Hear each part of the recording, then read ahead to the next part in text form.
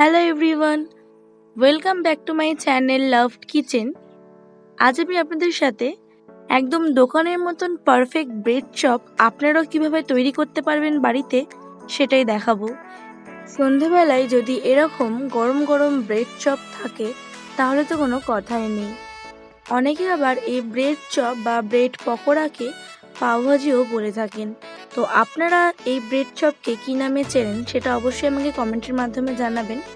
ভিডিওটা শুরু করার আগে আপনাদের কাছে একটাই অনুরোধ, যদি আপনি আমার চ্যানেলে আজকে প্রথমবার এসে থাকেন, আমার রেসিপিগুলো যদি আপনার এতটুকু ভালো লাগে তো প্লিজ চ্যানেলটিকে এক্ষুনি সাবস্ক্রাইব করে দেবেন। তো ব্রেড চপ বানানোর জন্য আমি এখানে নিয়েছি আলু। তো আলুটাকে আমি সেদ্ধ করে নিয়েছি। এখানে মিডিয়াম সাইজের আমি 8টা আলু নিয়েছি। এবার এই আলুগুলোকে আমি একটু মাখিয়ে নেব। তো দেখুন আলুগুলো আমার খুব ভালো করে মাখানো হয়ে গেছে। এবার আমি কড়াই নিয়ে নিচ্ছি। তো এখানে আমি দিয়ে দিচ্ছি সর্ষের তেল। তো আমি এখানে প্রায় 2 পালা মতন সর্ষের তেল দিলাম। তো তেলটা গরম হয়ে আসলে এখানে আমি সবার প্রথমে বাদাম ভেজে নেব।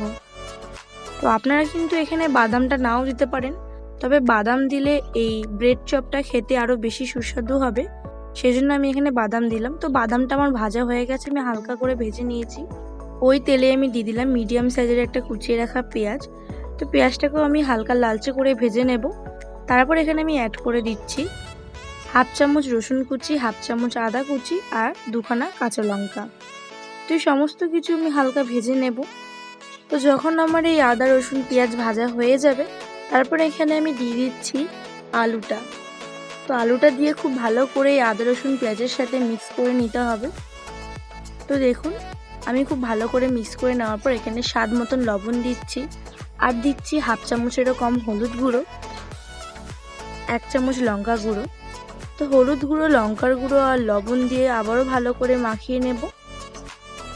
দেখুন খুব ভালো করে আমি মিক্স করে নিয়েছি। এবার এখানে আমি দিয়ে দিচ্ছি ভাজা মশলা।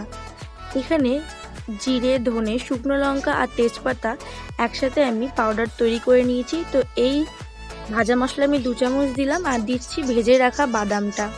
তো ভাজা মশলা আর বাদাম দিয়ে আবারও ভালো করে আলুর সাথে মাখিয়ে নিতে হবে।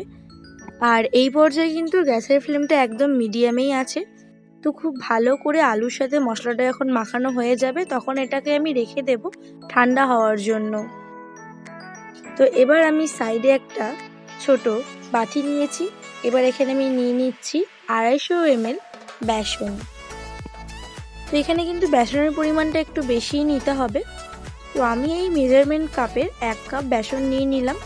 এবার এখানে আমি দিয়ে দিচ্ছি স্বাদ মতন লবণ, আর দিচ্ছি 1/2 চামচেরও কম হলুদ গুঁড়ো, আর দিয়ে দিচ্ছি ওই ভাজা মশলা 1 চামচ।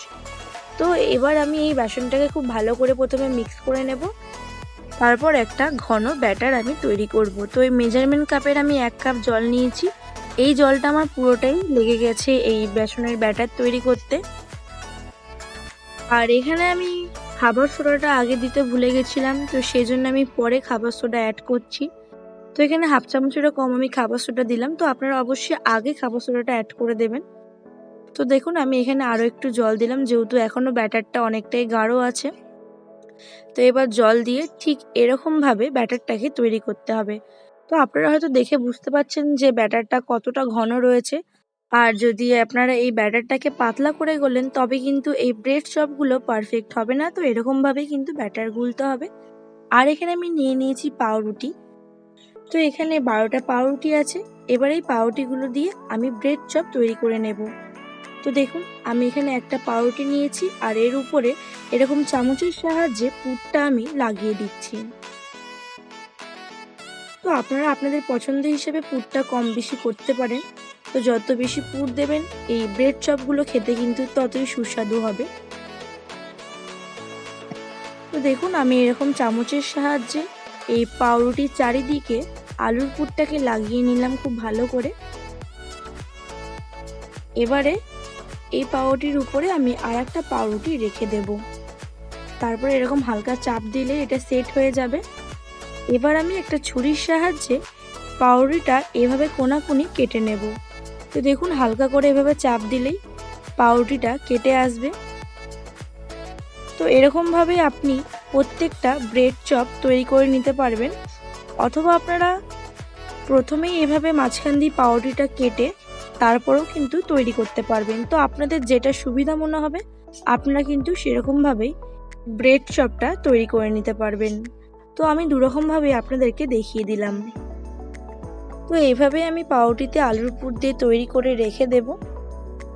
আর এইভাবে এই ব্রেড চপগুলো তৈরি করে আপনারা প্রায় 1 সপ্তাহের মতন স্টোর করে রেখে দিতে পারবেন। আর যখনই আপনাদের সন্ধ্যেবেলা খেতে ইচ্ছা করবে ঠিক সেই টাইমে ভেজে খেয়ে ফেলতে পারবেন। তো এখানে আমি ব্রেড চপ তৈরি করার জন্য তেল নিয়েছি। তেলটাকে খুব ভালো করে গরম করে নেব।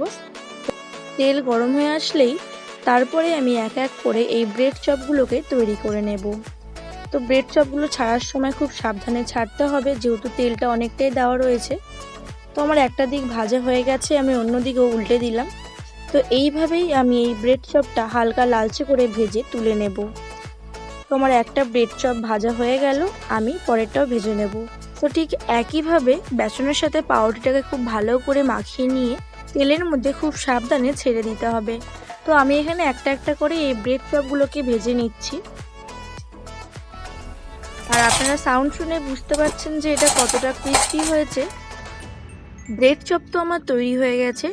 তো আপনারা এইভাবেও সসের সাথে কিন্তু ব্রেড চপটা খেতে পারেন। তবে আমি বাড়িতে এরকমভাবে খাই না, এটা আরও যাতে সুস্বাদু হয় তো সেই জন্য এখানে আমি কিছু কাঁচা লঙ্কা, পেঁয়াজ আর শসা নিয়েছি। এই তিনটাকে আমি খুব ভালো করে মাখিয়ে নেব। তারপরে ব্রেড চপের মধ্যে দিয়ে এটাকে সার্ভ করব। তো দেখুন, প্রথমে এই চপটার মাঝখান দিয়ে আমি ছুরির সাহায্যে এভাবে একটু কেটে নিলাম। তারপর এর মধ্যেখানে আমি ওই শসা, পেঁয়াজ আর কাঁচা লঙ্কাটা দিয়ে দেব। তারপর এখানে উপর থেকে একটু বিট লবণ ছড়িয়ে দেব আর দেব সবার শেষে সস। তো ঠিক এইভাবেই আমরা খাই। তো আপনারাও কিন্তু এইভাবে একবার হলেও খেয়ে দেখবেন, এরকমভাবে এই ব্রেড চপ খেতে খুব ভালো লাগে। তো এই ব্রেড চপের রেসিপিটা আপনাদের কেমন লাগলো অবশ্যই কমেন্টের মাধ্যমে জানান। যদি ভালো লাগে একটা লাইক করবেন, চ্যানেলে নতুন হলে কিন্তু সাবস্ক্রাইব করতে একদমই ভুলবেন না।